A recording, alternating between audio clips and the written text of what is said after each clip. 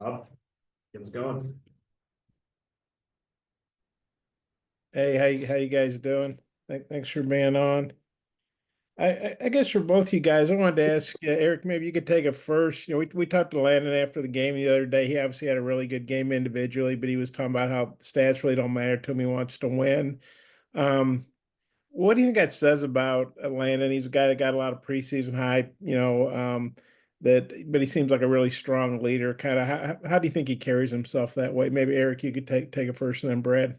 Yeah, like you said, man, he's a really good leader, man. As for the whole defense, man, and just like what he said, just because he had a good game, I mean, necessarily he wasn't happy because we didn't come out with the win, man. And that's kind of the mindset as him and the rest of the defense. If we don't win a game, really the stats really don't necessarily matter because we want to win at the end of the day, man. So just that philosophy that he has kind of spills out through everybody else. Yeah, I'll pick up on that. Landon, he's a player for us, and he's a guy I look to when we need leadership. And I feel like I feel like he had a problem with the lose too, so I could bear with him on that. He was talking to me after the game about how the game went for him and stuff, and we just had a little talk between me and Landon, and I really felt it was coming from after the win. I mean, yeah. Yeah. All that being said about how the stats don't mean that much to him, obviously you guys are better when he's making plays. How good was it to see him have a breakout game like that? And maybe what are you looking for out of him against a team like Tennessee that's got a good line? Obviously, they're pretty strong everywhere across the board on offense. Man, it was good to see a game from him. You know, he don't really say nothing about the games where he necessarily don't have the stats he want. I mean, just to see him have that game is good. You know, a lot of teams slide to him and they throw a little extra person at him, man. So it was great to see him had a game that he had. Yeah, I'm looking forward to Landon producing for us too. He's a guy on defense that we depend on also. So I feel like he's strapped up, ready to play. Okay, thanks, guys. Trey, go ahead. Yeah, just curious what you guys see from Tennessee offensively. What do you see up front with those guys? Man, it's a very mature group, man. They're very, like I said, mature. They got a lot of older guys on the offense line, the center, and some of the tackles they have, man. So this really mature group. And then even the quarterback, man, he's young, man, but he's very mature for his age, and you can see it in his game, man. He don't really make a lot of mistakes. So I mean, that's what I really see from their offense. Your thoughts, Brian? Yeah, they have pretty a schematic offensive line, and pick up on the QB. He's a decent QB, and also the back, he's a pretty decent back to me, and the receiver's pretty all right. Yeah. Has Danico said anything about them on offense? Has he been able to give you guys any insight? Not really, not necessarily. I mean, he said a couple of things just like personnel wise, but I mean, not really. What is the challenge, I guess, with a team that runs and throws so well? I mean, you have to respect both of them. You just can't sell out for the run, and you just can't sell out for the pass, or they're gonna pop a big one on you, man. So you just got to stay neutral, man, and stay in the game. Be ready for both of them. Yeah, just pretty much slow him down, stop one of them, and then put him to sleep. Thanks, guys. Tom, go ahead. You muted. Hey guys, I'm kind of wondering what atmosphere you guys might be expecting. First night game on campus, only the second campus game, Eric. Man, I expect it to be huge, man. The stripe out, man, it's gonna be big, man. Just to get back in front of our fans and have that atmosphere around us, man. I feel like it's gonna be great for us. Yeah, I'm excited to be home for our Hog fans, so I think it's gonna be great for us also. Hey Brad, the pace that they play at, it might be faster than anybody you've seen yet. Coach Pittman said that he might take a little off of you, maybe not full pads or something. I don't know what he took off you, but not the pace of practice. What have you seen from the team through a couple of practice days for these guys? Really, pretty much just practicing the tempo of their offense and just getting back to the ball after a snap, getting ready to snap, play again after a snap, and again and again. Yeah, Eric, how important is it to be able to, be ready for that tempo? Yeah, it's huge, man, because any little thing can really get you out of the game. I mean, because they get back to the ball pretty fast. So we have to make sure after we make a play or after the ball is down, we have to get back to the ball and look to the sideline and get our play so we can stay on our feet.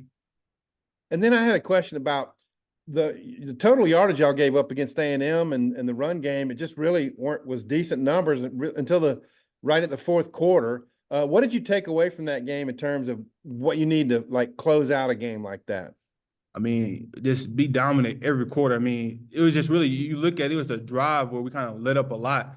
And that's what they was preaching on us about, man. We just can't have a good 3 quarters and then let a couple of drives go by and we're not so good. I mean, we got to be good every down that we're in. Yeah, any thoughts there, Brad? Pretty much what EG said. We just got to finish the game, play all 4 quarters. All right, and then Eric, what have you seen from Nico, their quarterback, the big NIL guy? Yeah, man. Like I said, he's a very mature quarterback. I mean, he may be young, but he's very mature, especially for his age, man. And like I said, you can see it in his game, man. When the pressure get to him, he's relaxed. He doesn't really get too nervous. I mean, and he's a dual threat quarterback, man. So he need to make plays on his feet. He can. So we got to be alert for both of them. Thanks. All right, Bob, wrap this one up.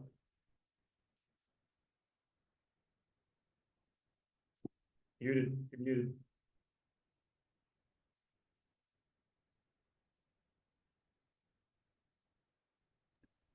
Okay, can you hear me now? Gotcha. Sorry about that. I don't know what was going on. Wouldn't let me do it up in the corner, so I had to go down. Hey, I think Tennessee's leading the country in scoring, 54 points a game or something. And I know they played some FCS teams, but they scored 51 on NC State. And just wondering, as a defense, are you excited about that challenge, trying to slow down the team that's leading the nation in scoring? Or how do y'all approach that challenge? Hey, Eric, you can take that first. Yeah, we're for sure looking forward for the challenge, man. I mean, when you look at this SEC, man, every SEC game is going to be like this. It's going to be hard. I mean, it's going to have a good offense. So, I mean, we got to be ready for everything, man. And yeah, they scored a lot of points against a lot of teams, and that's kind of hard to score 73 points against really any team, man. So that's big shout outs to them. But it's going to be a great challenge for us for sure. Yeah, this is a good team we're going against. So I feel like this will be 2 good teams going against each other and battling for the top and see who comes out on top. And I think they've outscored teams 78-3 in the first quarter. I know they haven't played you guys yet, but I mean, when you see a stat like that, kind of how does that stand out to you? And do you feel like, well, you got to make sure these guys don't get off to a hot start? Yeah, no, for sure, man. We got to come out fast. I mean, 'cause they start fast, man, and that's where they get a lot of the teams that when they come out fast, and a lot of the teams kind of bow down to a little bit, man. So we got to really come out hard. We got to start fast. I mean, and play our game. Yeah, come out fast and then let offense do their thing. I got you got asked about Nico earlier. How do you think he's played for y'all? What do you thought of his season so far? Eric, maybe take that first. Man, he's a great addition for us, man. He's a leader for especially for the defense as a whole, but especially for the back end, man. He does a lot of communicating with guys, trying to make sure he get better and make sure everybody else get better too, man. So he was a great addition for us.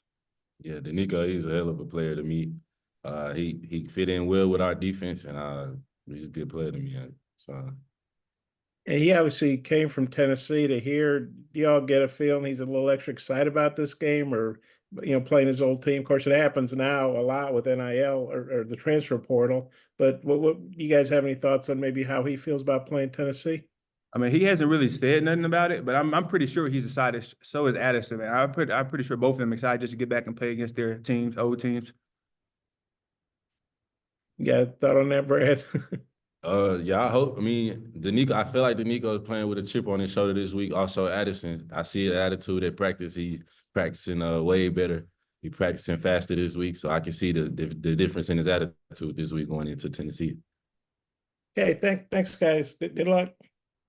Brad, Eric, thanks, guys. We'll see you. Bob, it's all you. Hey, how you guys doing? Thanks for being on. I guess I think I got this right. I think Tennessee's leading the country in total defense, 176 yards a game. Just when you look at them on film, what jumps out at you about what they're doing so well? Yeah, I mean, they play their gaps very well.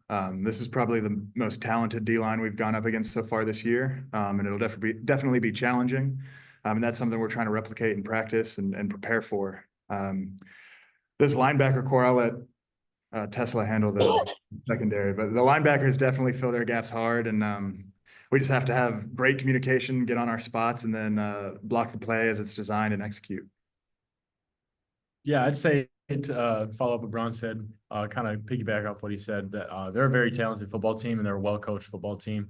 Obviously, if you're going to have a top defense in the SEC and the entire NCAA, it's going to come down to talent and coaching. So we just got to make sure we're well prepared and executing the game plan. Mhm. And then Josh, I know you and Addison are close, old chess playing buddies from way back, but he's playing his old Tennessee team. What are you seeing from him this week? How excited do you think he is? And how do you think he's played this year? I know he's had to play through the ankle injury and everything. Yeah, I mean, banged up, it's always hard, but he attacks every day and tries to get better, tries to rehab that ankle. Hopefully he's past it now. And just speaking from my experience, I know how excited I was to play my former team. And so I can only imagine what it's like for him. And I mean, having them here, it's going to be exciting for him in the first quarter, but then that goes away pretty quick. And I mean, although they're your buddies, you're still playing against them. And it's just another layer of the game. Okay, I might have a few more, but I'll turn it back to Oliver. Thank you. Ray, go ahead. Yeah, Josh, what did you take away from the Texas A&M game with y'all's guys' performance on the offensive line, and how correctable is some of the issues you had? Yeah, I mean, it's obviously disappointing watching the film and seeing how close we were to making some big plays. And at the end of the day, it comes down to communication and preparation. And we have to put TeSlaa in better positions for him to make plays. I mean, he's an athlete, he's a playmaker, and if we need to start holding up our end of the bargain so that he can make those plays. And I mean, just going forward, we just need to communicate better, and that starts in practice, that starts in our preparation. Isaac, with the way that you played last weekend, do you think that you've maybe instilled some confidence in TeSlaa, is in terms of not only being a playmaker but also a safety valve at times? Yeah, I mean, I think I've always kind of been that guy for TeSlaa. Obviously, it hasn't really showed up much until last game, so I don't think I would say much has changed. It's just, it just happened to be that way during the game, and obviously, I think it was a confidence booster for me and him. But moving forward, we're just gonna just try to figure out the game plan and go from there. Thanks, guys. Tom, go ahead. Hey guys, first night game for you here on campus, game number 6. But I'm wondering what you feel like the energy and atmosphere might look like come Saturday night, Isaac. Man, I think it's gonna be a lot of fun. Coach told us that this is the first stripe out we've done since I think it was 2019, maybe 20. Last time we played Texas, and we beat them by 20. So hopefully Neither of us were here. It's hard for us to remember. Yeah. But hopefully that's the trend that we do stripe out and we win big. So should be a good atmosphere. Yeah, I'm excited. I've never been a part of a stripe out, and so as the home team, and so I'm excited to see what it's like, and I know the fans are going to have the place rocking. Tennessee runs this offense. It's like, the fastest thing on turf or whatever. When you're watching that, and you're going to go on the field after they finish. Is there any mindset that your offense has that maybe we want to slow things down, or we have to match their speed? How do you approach that? I think when it comes to matching their speed, that's not something we're going to, at least to my knowledge, that's not where we're focused on. We're focused on running our offense and executing our plays. I mean, at the end of the day, the defense, we have full confidence in our defense and their game plan. And so as long as we execute our game plan, we should be put in a position to have success. Any thoughts there, Isaac, about going up against an offense that's as fast as they are? Yeah, I mean, I don't think it'll affect us too much, to be honest with you. I think we're just going to go out there and put into motion what we've been practicing all week. So, Josh, when you said when you watched the tape, you saw how close you were. Were there any examples of plays where a guy holds a block a second longer, or just something else happens that might have been big plays? I mean, I'm sure anybody who's watching the film, I mean, hindsight's 2020. You can see there's 10 or 15 plays in every game where if they go one way or the other, it changes the whole outcome. And I mean, it's something that's disappointing, but it's something you have to live with and move forward and make sure that in the next game, during those 10 or 15 plays, which you don't know which they are. So you have to approach every play as if it's one of those plays, and you have to execute and do your job. Isaac, what have you seen from TeSlaa in practice this week, coming off a game where he was on the run so much? Yeah, I think he's just relying on what he's been trained to do, and that's just run this offense. I think he's been doing a great job since he came in doing that, just being a leader and a great player. Obviously, regardless of how things go in the game, he's still going to be a great leader and a great player, and we've all seen that on tape. So I think he's just going to rely on his athleticism and his ability to make plays. Yeah, Josh, thoughts? Yeah, I mean, Taylor is an incredible athlete, and we as an offensive line have to put him in the best position possible for him to showcase his skills and to be able to make plays. I mean, we have great playmakers all across the offense, and JJ, Armstrong, Taylor, TeSlaa, Satania. I mean, we're talented across the board, and we have to hold up our end of the bargain. As I said before, we have to execute our game plan. We have to communicate and prepare better than we did last week, because obviously we didn't get it done. Is there something encouraging in knowing that he was under so much pressure, but you guys had the lead 3 different times and you were right there in that game and you outgained them? I would say less so encouraging, more so disappointing. Like I said, hindsight's 2020. If we could go back and change a few plays, I mean, we would, but we don't get to. And so that's something we have to focus on this week, so that when we're in the situations to make those plays, we make them. Thanks, guys.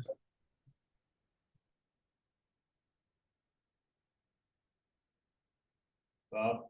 Okay, so I wasn't sure if you called him here or not, but nobody else was.